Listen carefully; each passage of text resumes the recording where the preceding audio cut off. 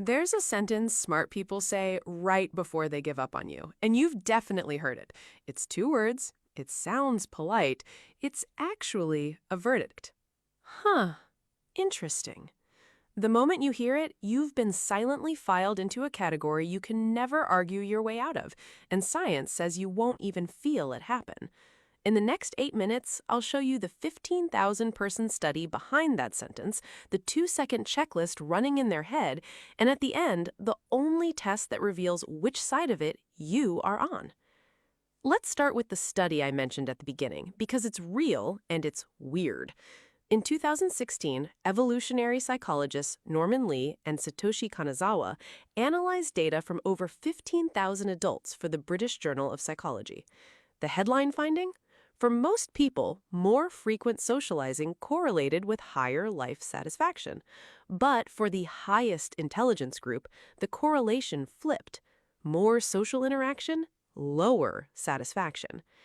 The researchers called it the Savannah theory of happiness, but here's the practical translation.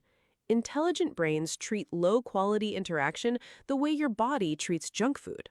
A little is fine, a steady diet is corrosive. Now, stack a second piece of real math on top of that. In 2013, programmer Alberto Brandolini formulated what became known as the bullshit asymmetry principle. The amount of energy needed to refute nonsense is an order of magnitude bigger than the energy needed to produce it. 10 times the effort, every single time. So, run the equation. If correcting nonsense costs you 10x the energy of the person producing it, and low-quality interaction measurably reduces your well-being, what does a rational actor do? They stop. Not because they're mean, because they did the math you haven't done yet. And here's the detail that makes it stranger. Lee and Kanazawa found one exception inside the exception.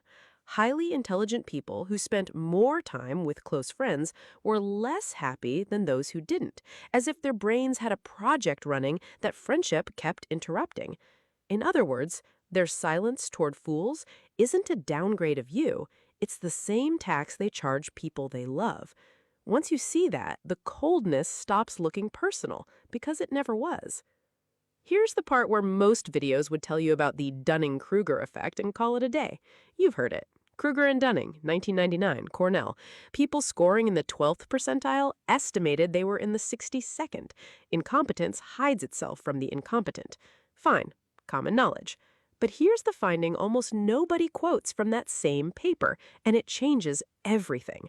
The low performers didn't update their self-assessment even after seeing other people's superior answers.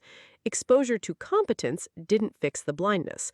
Only one thing did: training them until they actually became competent. Sit with that.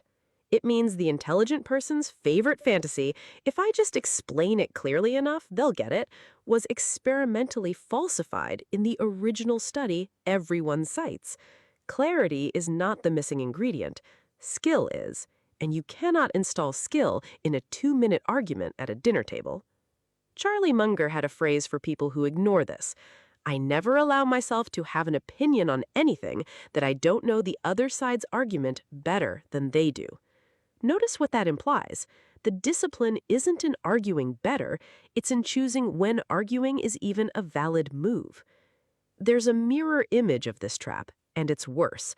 The same 1999 paper found that top performers underestimated themselves. They assumed the task felt easy for everyone. So picture the actual conversation. A person too skilled to realize they're rare, explaining something to a person too unskilled to realize they're wrong. Both calibrated incorrectly in opposite directions. That's not a debate. That's two broken speedometers comparing readings. Smart people quit that conversation because it can't mathematically converge. Let's continue with the backfire nobody warns you about. But surely facts help a little? Sometimes. And sometimes they do the opposite. Political scientists Brendan Nyhan and Jason Reifler documented cases where corrections made misinformed people double down, the so-called backfire effect. Now, to be honest with you, because this channel doesn't do convenient half-truths, later replications, including a large 2019 study by Wood and Porter, found full-blown backfire is rarer than the internet claims. Corrections usually nudge people slightly toward accuracy. But here's the catch that survived all the replications. The nudge is small, it decays within days, and it almost never changes behavior or voting or spending. So the intelligent person's cost-benefit sheet reads 10x energy expenditure, temporary millimeter of accuracy, zero behavioral change. You wouldn't accept that return on a stock. Why accept it on your Tuesday evening? Worse, while the correction fades, something else sticks. Memory researchers call it the continued influence effect. Even after people accept that a claim was false, they keep using it to make decisions, as if the retraction never happened. The brain files the story and shreds the correction. So the intelligent person isn't just getting a bad return on the argument, they're depositing accuracy into an account that automatically converts it back into the original error by Friday. Now the new angle, the one that separates people who quote studies from people who understand them.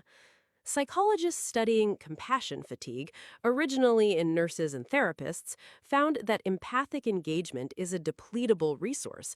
Every act of patiently modeling another person's confused mind burns what researchers call cognitive empathy, actively simulating a worldview that isn't yours.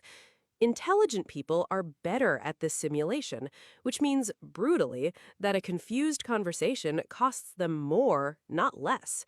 They can't not see all the errors. It's like asking a chess grandmaster to watch someone hang their queen 40 times an hour and stay serene. So the modern intelligent person hasn't become unkind, they've become a budget manager. They've moved from retail kindness, correcting everyone, everywhere, for free, to wholesale kindness, writing, building, teaching people who asked to be taught. Same empathy, radically better allocation.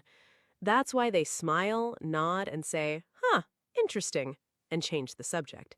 That phrase, huh, interesting, is not agreement. It's an invoice they've decided not to send. Now the 3 filters they run. Steal these. Filter 1. Did they ask? Unsolicited correction has roughly the success rate of unsolicited advice, approximately 0, with the added bonus of making an enemy. If they didn't ask, the intelligent person doesn't answer. Filter 2. Is the audience the point? Sometimes smart people do still argue publicly. Watch closely. They're never talking to the fool. They're talking to the silent onlookers who are persuadable. If there's no audience, there's no argument. Filter 3. Is this ignorance or identity? Ignorance is a gap, fillable. Identity is a load-bearing wall. Touch it and the whole house fights back. The Kruger-Dunning data says only training fixes the gap, and no dinner table sentence renovates a wall. 3 filters, 2 seconds. That's the whole cold demeanor you've been noticing. It was never a personality. It was a checklist. And here's the uncomfortable final thought, why you should be worried rather than smug. Everyone watching this video just nodded along, imagining themselves as the intelligent one. Statistically, some of you are the person being quietly filtered out. The 1999 study guarantees you can't feel it from the inside. So here's the only reliable test. Intelligent people change their minds out loud. They say, I was wrong about that, in public, regularly, without dying. When's the last time you did? If you can name it, date, topic, witness, congratulations, you're probably on the right side of the silence. If you can't, someone in your life is smiling, nodding, and saying, huh, interesting.